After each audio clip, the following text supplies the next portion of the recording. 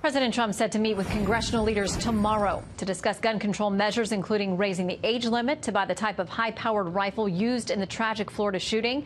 Republicans, including Florida Governor Rick Scott and House Speaker Paul Ryan, also breaking with the president on his call for some type of federal mandate to allow for arming school teachers. Here's what White House Press Secretary Sarah Sanders had to say about that. This is part of an ongoing conversation. It's something that the president still supports. It's something he knows that there are a lot of differing views on. Warren Davidson is a Republican congressman from Ohio and a former Army Ranger. Welcome. Great to have you with us live tonight. Thanks to be here. All right, so what do we do on the Hill? I want to read you something that Axios said today. They said the confusion and lack of a clear direction on the Hill mirrors the White House. President Trump has been all over the place since the Parkland shooting, and congressional Republicans are either not taking him seriously or unwilling to embrace many of the gun control policies he's floated. It seems like the Senate and House, too, have very different ways of going at this. Well, the bills that the Senate are taking up are a little different than the House. That's not abnormal. That's common. And the president has floated a number of ideas, but he's not said that every single idea that he's talked about is something that should become federal law. So, for example, arming teachers. Should there be one federal approach to how teachers are armed, or whether they are or not? You know, in the state of Ohio, school districts are allowed to do that. The county I grew up in, Sheriff Linhart there, has weapons in schools. Teachers don't carry them. They're in biometric vaults. They have body armor, and they're trained. They train regularly, hopefully, to be the good guy with a gun that responds correctly. Well, but not every district does. Frankly, not the majority in Ohio do. Yeah, and Speaker Ryan said today he does think that that issue specifically is one that local and state officials need to make decisions about whether they want that in their schools.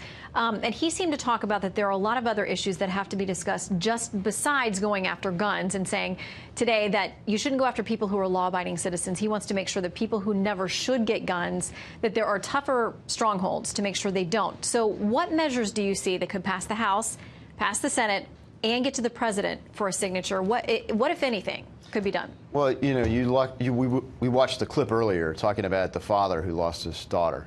And really, when you think about the tragedy that's here, you really want to look at what is going to make our schools safe, what's going to make our students safe. And so some of the ideas that have been floated are reactionary, and they're focused on rifles, or a particular type of rifle, for example. And if you think about rifles, you're more likely, actually, 20 times more likely to be killed by a handgun than by a rifle. 6 times more likely to be killed in hand-to-hand combat. And this is all rifles. So if you look at ARs, they're a subset of rifles.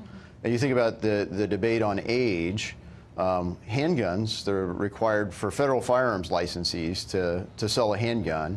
You have to be 21. Well, you're 20 times more likely to be killed by a handgun. Making 21 the age limit hasn't decreased fatalities by handguns. So you really want to make sure that you take the time to solve the problem the right way. And what has already passed the House were some fixes to reciprocity, which some of the most law-abiding gun owners in America are concealed carry permit holders, and they comply with laws. That's a different fix. That's not going to necessarily make schools safer, but Fix NICS passed as part of that in the House bill. The House has said we won't take up the Cornyn bill without doing that fix.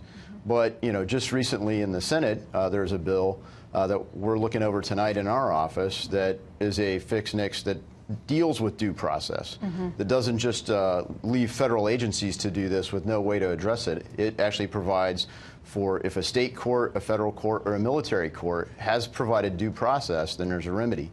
And then at the local level, you have things like in Florida where this Parkland shooting, I think everyone is wondering, how in the world couldn't we have stopped this one? This seems to be one of the most preventable crimes that we've seen as far as shooters go. And surely these red flags could have tripped something that would stop him from legally purchasing a firearm. Yeah, and it sounds like the governor down there rolling out his plan today, which we'll talk more about, that he is looking at all those other prongs and the safety nets that didn't work and how this fell through the system. Congressman, thank you for coming in tonight. We'll watch this on the Hill. A lot of folks doubting anything gets done, but we know that there are things that work on both sides, so we'll see. Thank you. Thanks for coming in.